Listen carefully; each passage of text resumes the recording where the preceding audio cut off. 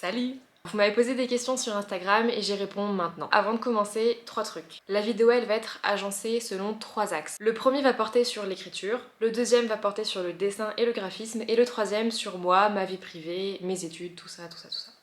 Donc on va commencer parce qu'il y a beaucoup de questions. Alors, comment l'écriture est entrée dans ta vie? Moi au début, je faisais beaucoup de graphisme depuis que j'ai toujours été petite et je vous avais toujours raconté que j'avais inventé un monde au lycée puisque ma cousine écrivait et quand j'allais chez mes grands-parents, j'adorais faire comme elle, mais moi que version invention de monde et pas version écriture parce que j'étais hyper nulle en écriture. D'ailleurs en général en français, avant le lycée, j'ai toujours été très nulle en français. Donc du coup, j'avais jamais écrit et j'avais jamais eu cette envie d'écrire ni cette passion. Et c'est donc en faisant du graphisme, j'ai vu une copine qui était arrivée sur Wattpad pour faire des couvertures aux jeunes auteurs et j'ai voulu faire pareil parce que je trouvais ça hyper stylé. Donc je me suis inscrite sur Wattpad et j'ai commencé à traîner sur les livres de conseils d'écriture et de critiques de livres et c'est là que je me suis dit mais ça a pas l'air si compliqué que ça et je pense que j'ai un peu tous les outils en main. Je vous avais toujours dit que moi j'étais le genre de personne à être forte en maths parce que justement quand on me donne une technique pour résoudre quelque chose, ça me permet de le résoudre sans faire de faute. Si on me donne les clés d'écriture avec ce qu'il faut faire et pas faire, si je les applique, normalement ça fait quelque chose de pas trop moche. Donc c'est un peu comment j'ai fonctionné, je me suis beaucoup nourrie de conseils d'écriture et à l'époque ça a été très bénéfique pour moi. Donc c'est entré dans ma vie comme ça, grâce à Wattpad et de nombreux conseils d'écriture. Ta technique de réécriture. Je suis en plein dedans, je peine, courage. Et on m'a posé une autre question dessus, comment faire une réécriture. Alors je vais pas vous expliquer comment faire une réécriture, je vais vous expliquer comment je fais ma réécriture. Moi je suis une énorme flemmarde, c'est-à-dire que je réécris à même mon document, je ne l'imprime pas, je fais pas plusieurs passages, je déteste. Déjà me relire sans rien toucher c'est impossible, donc je fais pas plusieurs passages, je fais un énorme passage, mais je retouche tout. Toutes les phrases, il y a toujours un truc qui passe, ça c'est terrible. Sinon, ce que je fais du coup, c'est que quand j'écris, je crée un document Word par chapitre et entre parenthèses, je mets chapitre écrit, donc entre parenthèses écrit, ou entre parenthèses réécrit, ou entre parenthèses corrigé. Donc quand j'écris le chapitre, il est soit écrit, soit en cours. Ensuite, je fais un passage dessus de réécriture, donc je mets entre parenthèses réécrit. Et après, une fois que c'est réécrit, je fais un passage de correction avec antidote, et là je mets entre parenthèses corrigé. Et une fois que tout est corrigé, je crée un énorme document Word dans lequel je colle tous mes chapitres les uns à la suite des autres, et ça me fait un livre. Et bien sûr, je repasse encore dessus parce que là, pour commencer les corrections prééditoriales, j'ai dû refaire des étapes de réécriture. C'est comme ça, c'est la vie. Donc comment faire une réécriture? Eh bien moi tout simplement, j'écris et je repasse dessus et je fais pas forcément attention à faire plusieurs étapes, c'est vraiment comme un bourrin quoi, comme une flemmarde. Comment finir un premier jet d'après toi? Ne t'arrête pas, avance vraiment, ne reviens pas en arrière, ou en tout cas essaie de peu revenir en arrière. Je sais que pendant un an, la première année où j'ai commencé à écrire, mon livre a énormément stagné aux 5 premiers chapitres parce que j'avais une alpha lectrice et ce qu'on faisait c'était que j'écrivais, je corrigeais. Une fois que j'avais corrigé, je lui envoyais. Elle faisait un passage dessus, donc quand elle avait terminé, je recorrigeais. Elle refaisait un passage dessus pour être sûre, donc moi je recorrigeais après elle. Ensuite, je recorrigeais encore de mon côté et après je le mettais sur antidote. Donc autant vous dire qu'en fait, si je faisais 5 étapes de correction à chaque fois sur chaque chapitre, on n'allait pas y arriver. Donc faites pas comme moi, arrêtez de prendre votre temps dessus, tracez, il n'y a pas le temps, faut finir ce premier jet. Une fois que c'est fini, même si vous prenez un peu plus de temps parce que vous écrivez doucement, que vous aimez faire les choses bien, c'est possible. Par contre, évitez de toujours corriger les chapitres que vous venez d'écrire, ça ne sert à rien. D'autant plus que là, j'ai repris le premier tome des Soldats de la Nuit pour les corrections pré-édito et j'ai recorrigé tous les premiers chapitres. Donc en fait, tout ce travail que j'ai fait avant, qui m'a fait perdre beaucoup de temps, il a servi en soi un peu à rien parce que j'ai tout repris depuis. Donc perdez pas votre temps, vraiment avancez. Tu préfères le premier jet ou la réécriture? Pourquoi? Premier jet pas du tout. Je déteste, j'aime pas trop écrire un premier jet.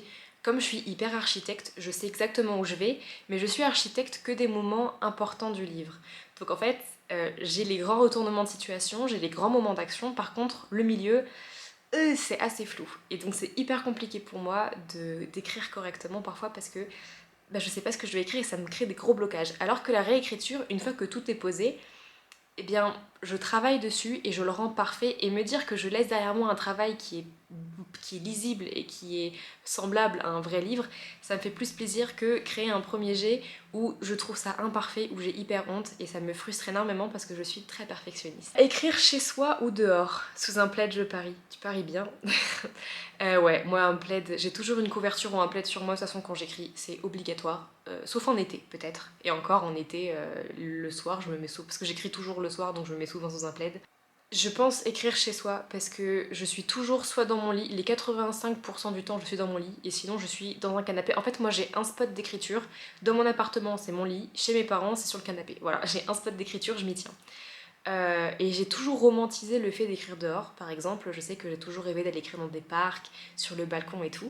Le problème, c'est qu'il faut prendre en compte certains petits trucs, et ça on ne le dit pas quand on voit des belles vidéos où les gens ils écrivent dehors. C'est que de 1, il y a les moustiques. De 2, il y a le reflet du soleil sur l'ordi, ce qui fait que quand j'écris, je ne vois rien, donc je suis comme ça en train d'écrire. C'est très sympathique. Donc non, écrire dehors, c'est pas très glamour, honnêtement, moi j'aime pas trop. Une routine d'écriture. Alors moi j'écris énormément le soir passé 21h, parce que j'arrive pas à trouver la motivation de le faire avant.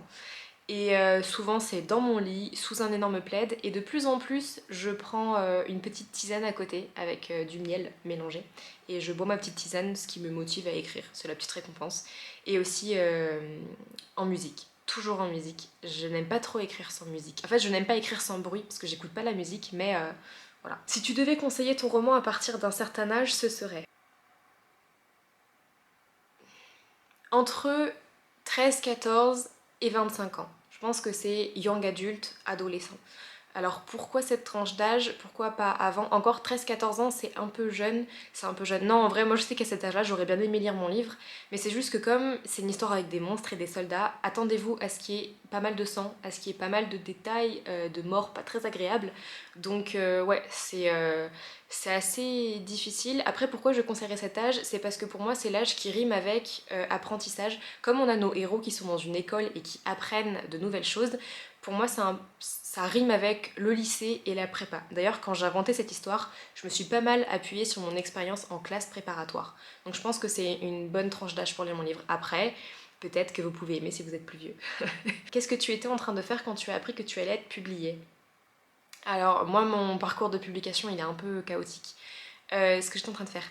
Déjà, moi, on m'a pas envoyé le fameux mail oui, vous êtes accepté, c'est magnifique, tout le monde est rose, tout le monde est beau, c'est les bisounours et tout. Non, moi, on m'a envoyé le jour de la Saint-Valentin.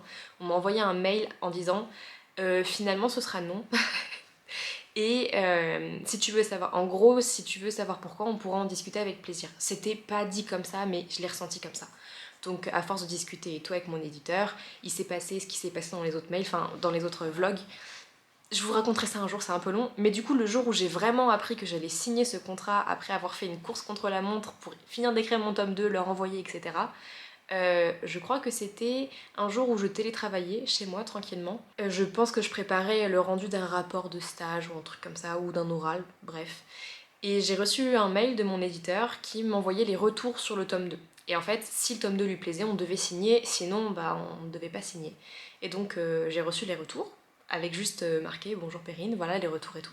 Je lis les retours, je lui réponds, tout me va, c'est bon. De toute façon, vu que j'ai pas encore trop de recul, vu que je viens de terminer d'écrire le premier jet, bah forcément ça me va bien. Et donc là, l'éditeur me répond ok. Et du coup, ça veut dire qu'on signe le contrat ou pas? Et en fait, bon, on a signé le contrat. Est-ce que tu connais la date de sortie du tome 1? Le 2 sort la même année. Alors, je peux pas vous donner les dates de sortie parce que c'est pas encore officiel. Avec mon éditeur, on attend encore un peu. Par contre, ce que je peux vous dire, ce que j'ai le droit de vous dire, c'est que le tome 1 va sortir tout début 2024. Donc dans les premiers mois de 2024, il devrait sortir. À quelques mois près, parce que on n'est pas à l'abri de changements, mais en tout cas, c'est ce que je peux vous dire. Et le tome 2 sortira exactement 6 mois après. Donc vous aurez vraiment pas grand chose à attendre. J'ai trop hâte. Qui a lu Les Soldats de la Nuit en premier? Moi. La personne qui a lu Les Soldats de la Nuit en entier, donc le tome 1 en premier, c'est ma bêta lectrice Camille, qui m'a beaucoup aidée. Enfin, alpha lectrice, parce qu'elle m'a suivi quand même pas mal de temps tout du long. Donc Camille. Ensuite, la première personne à avoir terminé le tome 1 et le tome 2 en entier, c'est Soline, une de mes meilleures amies de tous les temps qui vient du graphisme. On s'est rencontrés sur Equideo pour les plus vieux d'entre vous.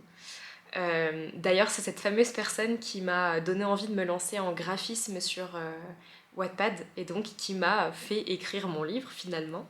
donc c'est Soline. Et ensuite sinon la toute première personne qui a lu les premiers chapitres des Soldats de la Nuit, donc là, vraiment la toute première personne qui a commencé à lire l'histoire, c'est Marie, elle s'appelle, c'est ma toute première bêta lectrice, et donc c'était avec elle qu'on recorrigeait et recorrigeait encore et encore les premiers chapitres, et le temps a fait qu'elle a un peu abandonné son projet d'écriture, et moi j'ai continué, donc on s'est un tout petit peu perdu de vue sur le point de vue d'écriture, mais on continue encore un peu à discuter ensemble. Donc si Marie tu passes par là, coucou.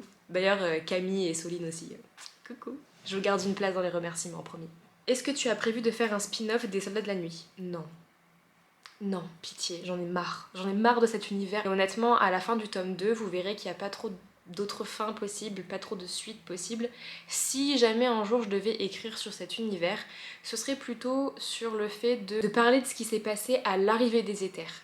Donc tout un peu le Capharnaüm qui a suivi. Donc je pense que ça pourrait être ça, mais là j'ai vraiment très envie d'écrire sur plein d'autres univers, plein d'autres choses, donc c'est vraiment pas prévu. Comment as-tu trouvé des bêta lecteurs? J'ai eu beaucoup de chance. Je pourrais pas vous donner de conseils sur ça, je vous avoue. Je pense qu'il faut, sur Booksta, il faut être actif, parler à des gens, puis quand vous les voyez partager en story des choses sur leur livre et que ça vous intéresse, bah allez les voir. Puis il y a des fois, il y a des gens qui font des appels à bêta lecteurs, donc peut-être vous pouvez en trouver comme ça sur Instagram. D'autres fois, bah, c'est spontanément. Je sais que bah, moi, je bêta-lis le livre de Marion et elle, en retour, me bêta-lit mon livre aussi. Et c'est parce qu'elle partageait en story des extraits de son livre que je trouvais ça trop beau. On a commencé à discuter comme ça, puis on s'est échangé des trucs, puis ça a fini comme ça. Donc en fait, rencontrez des gens qui font la même chose que vous et vous trouverez vos bêta lecteurs. Quels sont tes projets pour 2023 au niveau de l'écriture? Alors, 2023, ça va être entièrement consacré à ma sortie de livre Les Soldats de la Nuit, donc le tome 1 et le tome 2. Je vais m'investir à fond sur l'intérieur du livre, sur tout, sur l'histoire et tout, donc je vais vraiment être à fond dans ce projet-là. Je ne sais pas si j'aurai l'occasion de travailler autre chose que ça cette année. Par contre, ce que j'aimerais bien, mais ça c'est vraiment un rêve, ce serait de pouvoir écrire entièrement le premier jet de ma fantasy, que j'avais commencé entre-temps, que là j'ai dû un peu laisser de côté. On se retrouve. J'ai regardé droit dans la lumière, ça m'a tué les yeux. On se retrouve après une petite pause, j'avais plus de batterie sur mon appareil photo. Du coup, pour la partie sur le graphisme et le dessin. Depuis quand fais-tu du graphisme? Comment as-tu eu l'amour du graphisme / dessin? Le graphisme, je le pratique depuis que j'ai 11-12 ans, donc depuis que je suis en 6ème. J'étais sur un jeu d'élevage de chevaux en ligne, oui, qui s'appelait Equideo à l'époque, et j'avais rencontré des super copines dessus qui, elles, se faisaient des fiches personnalisées en utilisant la technique du graphisme et donc en utilisant, à l'époque c'était Photofiltre Studio et on s'est vite mise à Photoshop. Mais donc j'ai connu le graphisme grâce à elle et je me suis vraiment mise à fond dessus après. Et le dessin, j'ai toujours un peu dessiné partout, dans un coin de cahier, mais ça n'a jamais été quelque chose que je faisais très souvent, enfin c'était vraiment occasionnel. Et là ça fait depuis mai 2022, quand j'ai acheté ma tablette graphique qui était un iPad, c'est là où je me suis vraiment mise à fond en dessin et c'est là que j'ai énormément progressé en l'espace de même pas un an, donc je suis très contente. Tu utilises quel logiciel pour ton art, écriture, dessin, couleur photo, montage vidéo? Tu veux tout savoir, Flanilla. Pour l'écriture, j'utilise Word et j'utilise le site du Nano pour traquer mon nombre de mots, parce que j'aime bien avoir des objectifs chaque mois. Et j'utilise après Antidote pour corriger les fautes d'orthographe. Pour le dessin, j'utilise Procreate sur ma tablette. Ma belle tablette qui est juste ici, qui coûte 15 € je crois sur l'Apple Store. Ensuite, couleur photo, c'est Lightroom que j'utilise avec un filtre que j'ai fait moi-même. Et montage photo, j'utilise DaVinci Resolve. Et tu as quoi comme ref, iPad Pro, mémoire, stockage, etc. J'ai l'iPad Air 4ème génération, j'ai le stylet 2ème génération parce que le 1ère génération il se connecte pas dessus. Gros seum quand j'avais acheté le premier au lieu du deuxième. En termes de mémoire, 64 Go et ça me convient très bien. Pour l'instant, j'ai utilisé à peine 10 Go et j'ai fait plein de dessins. Ton plus beau dessin versus ton pire dessin? Je dirais celui-là. Parce qu'il représente une scène de mon tome 2 que j'adore et que j'ai bien réussi à dessiner gré pour une fois dans ma vie. Donc, et mon pire dessin, bah, j'en ai plein des pires. Je pense que je vais mettre lui. C'est un dessin d'une scène de mon tome 1. Il y a la grosse lumière. Bon bref, vous voyez plutôt bien. Mais j'ai jamais terminé ce dessin parce qu'il était hyper moche et que c'était pas du tout ce que je voulais dessiner. Donc, quel genre d'univers aimes-tu illustrer? Des univers sans paysage. J'aime bien illustrer des univers de fantasy, j'aime beaucoup beaucoup. Dessiner des grandes robes et tout, ça j'adorerais savoir faire, mais je ne sais pas faire. Donc ce que j'aime illustrer, c'est des choses simples, juste des personnages qui tout seuls, sur un fond tout blanc. Et j'aimerais beaucoup beaucoup progresser et faire des choses plus complexes, mais pour l'instant, on va se laisser le temps. Il faut toujours se laisser le temps de progresser dans un art. Là, je sais que c'est le début et que je peux pas non plus tout réussir du premier coup, quoi. Est-ce que tu prévois de faire des vidéos où tu nous apprends à dessiner comme toi? Je peux pas vous apprendre à dessiner parce que je ne sais pas dessiner.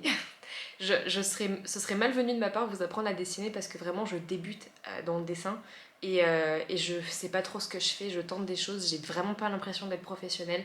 Donc du coup je ne pourrais pas vous apprendre à dessiner. Par contre oui, c'est prévu. Je vais faire des vidéos dans lesquelles je vous montre comment je dessine moi. Donc un peu comme des vlogs de dessin. Il y a un truc trop cool qui va arriver bientôt sur la chaîne d'ailleurs à ce propos. Mais je ne ferai pas de tutoriel pour l'instant parce que je ne m'en sens pas légitime du tout. Partie sur ma vie personnelle, c'est parti. Première question, comment ça va? Comment ça va deux fois? Tout va très bien.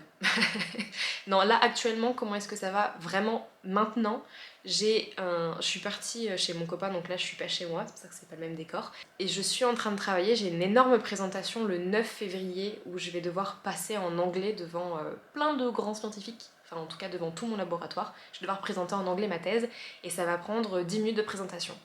Et autant les présentations en français, maintenant ça commence à aller. Je suis un peu stressée de parler devant plein de personnes, mais bon, c'est quelque chose, ça se fait, c'est pas très grave. Mais vraiment faire des présentations en anglais, c'est un cauchemar pour moi parce que je suis vraiment pas à l'aise pour parler devant des gens en règle générale, mais alors en anglais devant des gens, c'est terrible. Et c'est pas une histoire de je comprends pas l'anglais ou je suis nulle en anglais, j'ai un bon niveau en anglais, ça va. Mais c'est parler une autre langue devant des gens, ça me rend très timide. Comment fais-tu pour tout faire? Quel est ton secret? J'ai pas de secret. Je fais pas tout, c'est la galère. C'est vrai que j'ai beaucoup de passion à côté. J'ai ma thèse qui me prend du temps, l'écriture qui me prend du temps, le dessin qui me prend du temps, le graphisme qui prend du temps, enfin tout ça qui me prend du temps. Et en fait, j'ai un projet principal, et ce projet principal, je m'y tiens, et je mets tous les autres en sourdine. Donc j'ai toujours la thèse qui est là, qui me prend toutes mes journées parce que je travaille, donc c'est mon travail de la journée. J'essaie de ne faire que ça en journée et de pas prendre des pauses d'écriture au travail parce que c'est pas très bien. Mais après, je me focalise sur quelque chose. Donc par exemple, là en ce moment, je suis en train de faire les corrections pré-édito de mon tome 2. Donc je ne fais que ça le soir. Et de temps en temps, si j'ai un peu de temps, je me mets à dessiner un petit peu et tout. Mais là, j'ai mis en sourdine tout ce qui était dessin, tout ce qui était graphisme. Encore qu'il y a quelques semaines, j'ai dû travailler sur un projet en graphisme et donc j'ai dû mettre en sourdine tout le reste, donc genre correction, tout ça, tout ça. Donc c'est pas facile, c'est beaucoup de discipline et ça me prend un temps fou. Et d'ailleurs, souvent je ne regarde pas, j'ai eu peur, j'ai cru qu'il y avait un insecte sur mon ordi. Souvent je ne regarde pas de séries le soir, ou en tout cas très peu, parce que j'ai pas le temps. Voilà, donc c'est des sacrifices à faire. Est-ce que tu as tout de suite su ce que tu voulais faire d'un point de vue académique? Non. Alors moi j'ai toujours fonctionné, on tâtonne, on voit, et puis quand il y a un truc qui me stresse, moi je fais la technique de l'autruche, c'est je cache ma tête et je fais genre j'ai pas vu le problème arriver. Mais du coup non, j'ai eu de la chance au lycée, j'étais vraiment une très très bonne élève, j'avais de très bons résultats dans toutes les matières, que ce soit littéraire et scientifique. Préférence pour les sciences SVT et mathématiques, mais j'avais des très bons résultats partout, donc j'ai pu partir à peu près où je voulais. Et à l'époque où je voulais aller, c'était pour devenir vétérinaire, donc c'est pour ça que je suis partie en prépa. Prépa qui ne m'a pas convenu, donc je suis allée à la fac, et en fait j'ai avancé un peu... où est-ce que je peux aller? Ah bah tiens, je peux faire ça, ça me donne envie, bah c'est parti. Et j'ai de la chance d'avoir les capacités pour faire ce que j'aime. Et c'est pour ça que je ne voulais pas faire de thèse parce que ça faisait trop peur. J'avais l'impression que les gens n'avaient plus de vie quand ils faisaient une thèse. Et en fait, je me retrouve en thèse et je fais plein de choses à côté. Donc en fait, non, j'ai jamais su ce que je voulais faire et je me suis toujours laissée porter. Et pour le moment, je trouve que j'ai une très belle réussite, donc je suis très fière de moi. Livre préféré de ton enfance? Mon livre préféré de l'enfance, ça s'appelle Le Soleil de Carla. C'est une histoire qui parle d'une jeune fille. À l'époque, c'était mon livre préféré parce qu'il y avait vraiment un très grand écho en moi. Enfin, en tout cas, je m'identifiais énormément à la personnage principale. C'est une jeune fille qui s'appelle Carla, qui habite à Paris, je crois, et pour le travail ou pour une histoire de remariage ou je ne sais pas trop quoi, sa mère déménage en Corse avec un autre mec. Enfin, je me rappelle plus trop d'histoire, mais en gros, c'est une fille qui déménage du nord de la France jusqu'en Corse. Et moi à l'époque, quand j'ai lu ce livre, on devait déménager du nord de la France, donc à un petit village qui s'appelle Beach, pour aller rejoindre le sud de la France dans une ville qui s'appelait Hyères-les-Palmiers. et ça a été très dur pour moi, je n'avais pas du tout envie de déménager. Donc c'est pour ça que ça m'a beaucoup touchée. Maintenant j'ai peur de relire le livre parce que j'ai peur que je n'aime plus du tout. Mais voilà. Top livre préféré. Ça va aller très vite. Les Chroniques lunaires. Magnifique. Six of Crows. Magnifique. Et Illuminae. Magnifique. Vraiment, top 3, indétrônable. Ce sont des livres que j'ai lus à un certain âge. Indétrônable, vraiment. Ah oui, et aussi le livre qui m'a donné le goût à la lecture en règle générale, c'est Uglies de Scott Westfield. Un truc comme ça. Ton plus grand défaut, ta plus grande qualité. C'est dur ce que tu me demandes. Ma plus grande qualité, je pense que c'est que je suis très à l'écoute des gens et donc j'analyse beaucoup pour voir si je mets mal à l'aise les gens ou pas, et je déteste mettre les gens mal à l'aise. Je fais toujours en sorte que les gens soient plutôt à l'aise quand ils sont à côté de moi, en tout cas qu'ils se sentent en sécurité et pas harcelés. Mon plus grand défaut, je crois que j'ai toujours cette petite voix dans ma tête qui me dit que je peux faire mieux que les autres. Et donc, par exemple, dans les travaux de groupe, ça m'arrive très souvent de devoir retoucher toutes les parties de tout le monde. Je pense vraiment que je dois être un cancer sur ça.